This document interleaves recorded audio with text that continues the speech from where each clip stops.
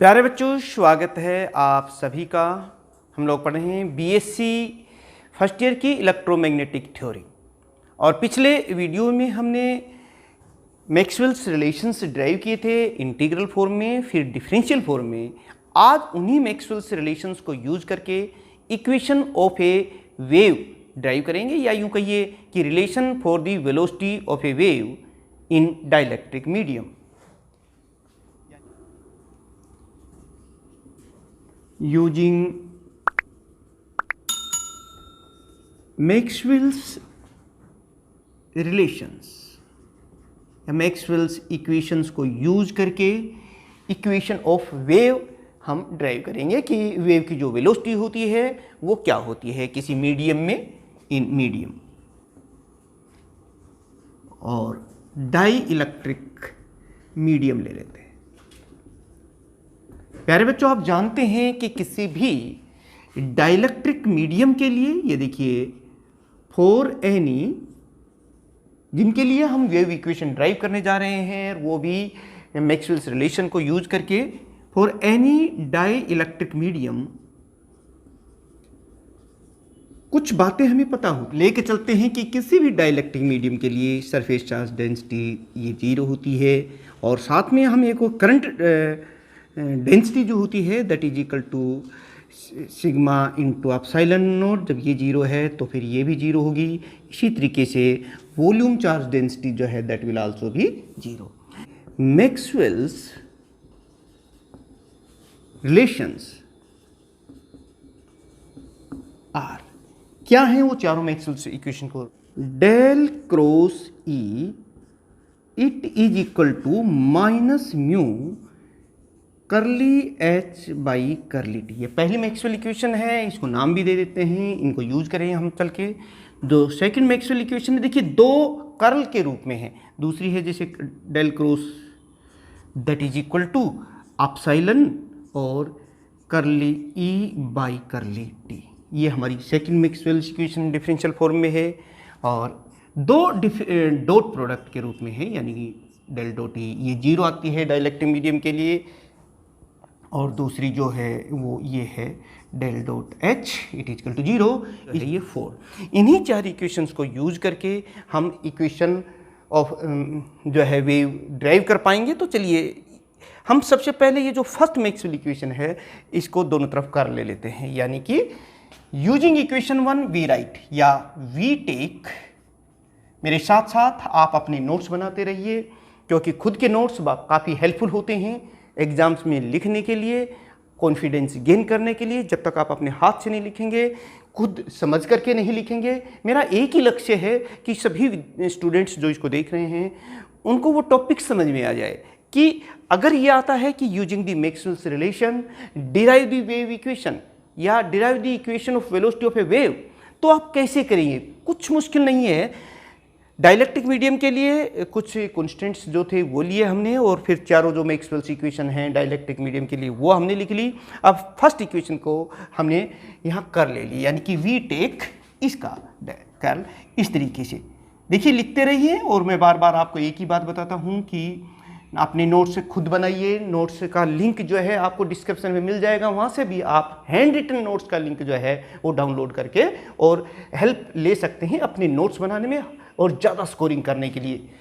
Del cross ई, ये देखिए हम क्या कर रहे हैं यहाँ पर, इसका कर ले रहे हैं दोनों तरफ, यानी कि del cross E it is equal to, अब यहाँ पर देखना, minus mu curly by curly T और डेल क्रॉस एच। ये देखिए, ये देखिए हमने डेल क्रॉस कर ले लिया है दोनों तरफ इक्वेशन 1 का। अब इक्वेशन 2 में देखिए डेल क्रॉस एच ये किसके बराबर है, यहां पर इसकी ये वैल्यू रख दीजिए, यानी कि using equation 2 this equation becomes, we can write here it is equal to minus mu, और इसके स्थान पर हम ये लिख रहे हैं तो यहाँ आप साइड में बाहर ले लेते हैं, और करली बाई करली टी, और इसके स्थान पर क्या लिख रहे हैं, हम लिख रहे हैं करली ई बाई करली टी। ये देखिए कुछ नहीं किया है, डेल क्रॉस एच के स्थान पर ये लिखा है, अपसाइलन हमने बाहर ले लिया है और करली बाई करली टी यहाँ लिख दिया है। इसको आप इस तरीके से भी लिख सकते हैं, माइनस म्यू अपसाइलन, और ये क्योंकि स्क्वायर हो गया है तो del square E by curly t square, कि इसकी वैल्यू क्या होती है, it is equal to del into del dot E minus del square E. ये ट्रिपल प्रोडक्ट आप पहले से ही जानते हैं, लेकिन अब यहां पर भी हम डेल डॉट ई किसके बराबर है, 0 के बराबर है। तो इक्वेशन 3 को यूज करके जहां डेल डॉट ई है वहां पर हम 0 लिख देते हैं, यानी ये जो टर्म है ये 0 हो जाएगी। तो फिर ये क्या रह गया है, minus del square E it is equal to minus mu epsilon curly square E by curly t square. और यहां पर देखिए बेटे माइनस से माइनस कैंसिल हो गया है और हमारे पास एक इंपॉर्टेंट इक्वेशन जो है वो आ गई है, del cross E it is equal to mu epsilon curly square E by curly t square. This is equation number, आप इसको 5 दे दीजिए। ये कैसे किया हमने, ये जो हमारी फर्स्ट मैक्सवेल रिलेशन थी डिफरेंशियल फॉर्म में, इसको हमने कर लिया दोनों तरफ और इन इक्वेशंस को यूज किया, हमारे पास ये इक्वेशन 5 आ गई। ठीक ऐसे ही जस्ट ऐसा ही रिलेशन हम एक बार फिर से रिपीट करके, इस बार हम कर्ल इसका ले लेते हैं, इसी फॉर्म में इक्वेशन आ जाएगी, वो एच में आ जाएगी। ये किस में आई है, ई में आई है। तो एच में आने के लिए हम लोग क्या करेंगे, again take the curl of this equation, again we take curl of the equation number 2। तो हमारे पास क्या लिखेंगे, ये देखिए डेल क्रॉस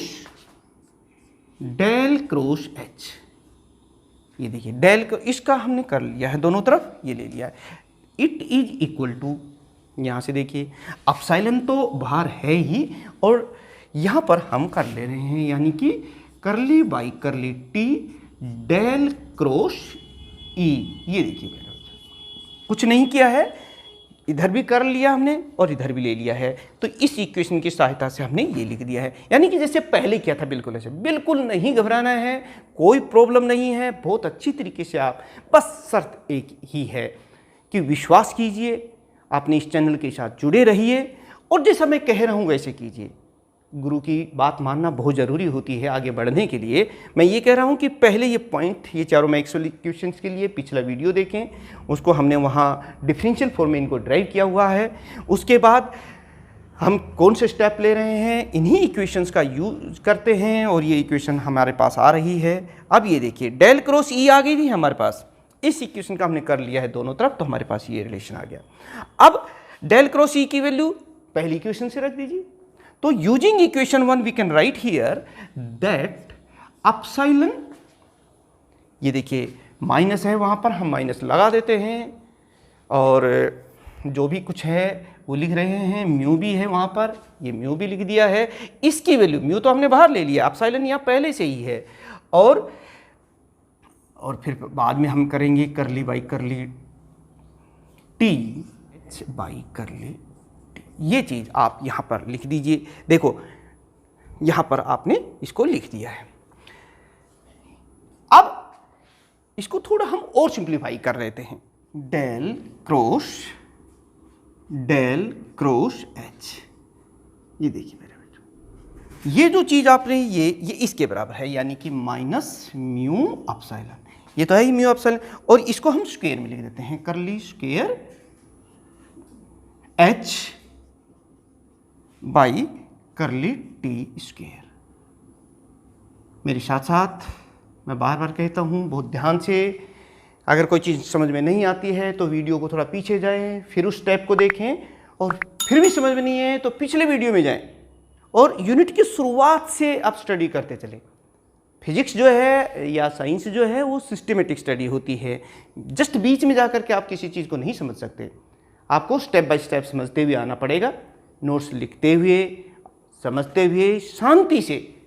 देखिए अब हम क्या कर रहे हैं, देखिए ये ट्रिपल प्रोडक्ट है, इसको हम कैसे लिख सकते हैं, ये आप जानते हैं कि equal to del dot del H, triple product minus del square H,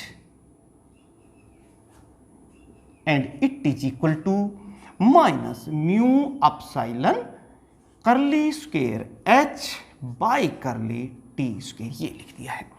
अब प्यारे बच्चों देखिए, ये इक्वेशन भी यूज कर सकते हैं क्योंकि डायलेक्ट मीडियम के लिए हमने डेल डॉट एच को जीरो के बराबर सिद्ध किया हुआ है, तो यहां पर हम जीरो लिख देंगे। यानी कि जब इसको जीरो लिखेंगे तो फिर हमारे पास बचता है del square H it is equal to mu epsilon curly square H by curly t square. यहां भी माइनस साइन है, माइनस से माइनस कैंसिल हो गया है। अब प्यारे बच्चों ये इक्वेशन मान लो हमारे पास आ गई है सिक्स्थ। एक इक्वेशन हमने पहले ड्राइव की थी 5, ये इलेक्ट्रिक फील्ड इंटेंसिटी के फॉर्म में है, ये मैग्नेटिक फ्लक्स इंटेंसिटी के फॉर्म में, दोनों ही इक्वेशंस को हमने ड्राइव कर लिया है। दोनों की जो नेचर है आप देख रहे हैं बिल्कुल एक जैसी है, और ये लगभग वैसी ही इक्वेशन ड्राइव हो गई है जो किसी वेव मोशन के दौरान हमने आपको बताया था कि जो जनरल इक्वेशन होती है किसी भी वेव मोशन की या वेव की, वो क्या होती है। ये देखिए, उसी को आपको मैं एक बार बता देता हूं। The general equation of a wave, वो क्या है, वो क्या होती है, जनरल में बात कर रहा हूँ। जैसे कोई यहाँ एच और ये वी वेरिएबल्स हैं फिजिकल, वो वाई और करली टी स्क्वायर है और 1/v स्क्वायर है। ये होती है जनरल इक्वेशन नंबर 7। प्यारे बच्चों ये देखिए, इक्वेशन 5 और इक्वेशन 6 एक जैसी हैं। इन दोनों की किसी भी एक इक्वेशन की अगर हम इस इक्वेशन से तुलना करते हैं, कंपैरिजन करते हैं, तो हमें क्या पता चलता है, यहाँ वेरिएबल h है, यहाँ e है, लेकिन यहाँ पर y है। ये एक जनरल बात हमने लिख दी है। तो इन दोनों इक्वेशंस को, यानी कि इक्वेशन 5 और 6 को इक्वेशन 7 से कंपैरिजन करके हम क्या लिखेंगे, 1/v square it is equal to, ये देखिए इस इक्वेशन को इन इक्वेशन से जब हम कंपैरिजन करते हैं तो हमारे पास आ जाता है it is equal to mu epsilon, और इसको हम रेसिप्रोकल लेते हैं, यानी कि v square is equal to 1/म्यू अपसाइलन, और अगर हम स्क्वायर रूट हटाते हैं तो ये हमारे पास ये आ जाते हैं। यानी कि this equation gives the velocity of a wave in dielectric medium, equation C. और यही हमें ड्राइव करना था कि derive the equation of velocity of a wave in dielectric medium using the Maxwell's relation. तो हम मैक्सवेल्स रिलेशन लेके चले, जो स्टेप्स हमने आपको बताए थे वो करके ये इक्वेशन आ गई है, जहाँ म्यू क्या है, magnetic permeability of that particular medium dielectric medium, E electrical permittivity है। लेकिन एक और बात प्यारे बच्चों हम लोग जानते हैं कि रिलेटिव मैग्नेटिक परमिएबिलिटी किसी मीडियम की क्या होती है, म्यू बाई म्यू नोट। ये देखिए, और यहाँ से हम म्यू की वैल्यू निकाल सकते हैं, mu equal to mu R into mu naught. इसी तरीके से रिलेटिव इलेक्ट्रिकल परमिटिविटी ये क्या होती है, वो देखिए epsilon naught, and this equation gives that epsilon it is equal to epsilon R into epsilon naught. यानी कि म्यू और अपसाइलन की जगह अगर हम ये रख दें तो हमारे पास इक्वेशन देखिए क्या आ जाएगी, इट इज इक्वल टू 1, और म्यू के स्थान पर हम लोग लिख रहे हैं म्यू नोट अपसाइलन नोट, क्यों ना इसको बाहर ले लेते हैं, into mu R epsilon R. ये देखिए, बस जहाँ म्यू था उनकी ये लिख दिए। तो इसको 2 स्टेप में हमने ये इसलिए लिखा है कि ये चीज़ हम पहले से जानते हैं। ये क्या है, देखिए आप जानते हैं कि जो वेलोसिटी ऑफ लाइट होती है फ्री स्पेस में जो इलेक्ट्रोमैग्नेटिक वेव्स के लिए और वेलोसिटी ऑफ लाइट के लिए, वो ये है। तो यानी कि यहाँ पर हम लिख सकते हैं it is equal to C into 1 और म्यू आर अपसाइलन आर। ये देखिए मेरे बच्चों, अब ये वेलोसिटी ऑफ लाइट है फ्री स्पेस में, और ये जो आप देख रहे हैं म्यू आर अपसाइलन आर, इसकी जो वैल्यू होती है वो 1 से बड़ी है। तो यहाँ से क्योंकि रिलेटिव जो परमिएबिलिटी है या इलेक्ट्रिक परमिटिविटी होती है उसकी वैल्यू हमेशा 1 से या 1 से बड़ी होती है। तो फिर अगर ऐसा है तो V will be less than C।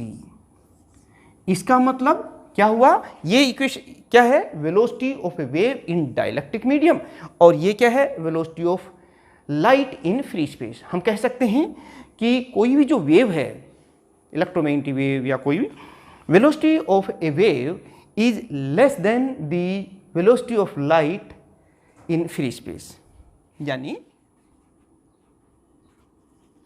velocity of a wave in dielectric medium, मैं इसकी बात कर रहा हूं, always remain lesser than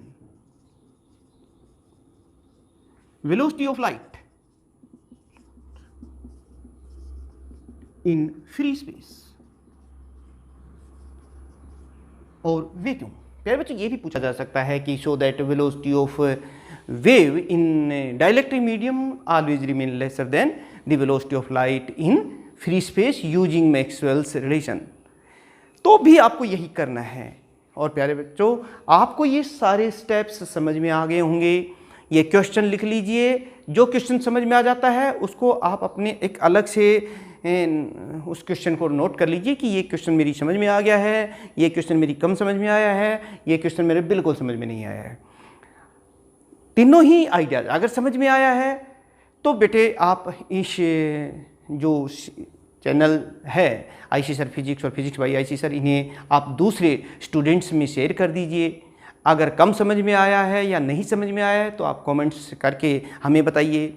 आप इसके नोट्स भी डाउनलोड कर लीजिए, वो नोट्स आपको कैसे लगते हैं उनके बारे में भी हमें बताएं। यानी कि जब तक आपकी तरफ से फीडबैक नहीं आएगा तब तक आगे के जो आर्टिकल्स हैं, आगे के जो लेक्चर्स हैं, जो हमें पूरा सिलेबस आपको पढ़ाना है, जो भी टॉपिक आपको चाहिए उस टॉपिक का नाम लिख दीजिए। जैसे ही समय आएगा और मैं जितनी जल्दी हो सके उन टॉपिक्स को आने वाली वीडियोज़ में ज़रूर जो है इंक्लूड कर लूँगा, जो आपके लिए शायद बहुत ज़्यादा हेल्पफुल हो सकते हैं। तो इसके लिए आपका हमारा डायरेक्ट लिंक रहना, आपस में जुड़े रहना बहुत ज़रूरी है और वो यही माध्यम है जिसके आधार पर हम लोग जुड़ रहे हैं।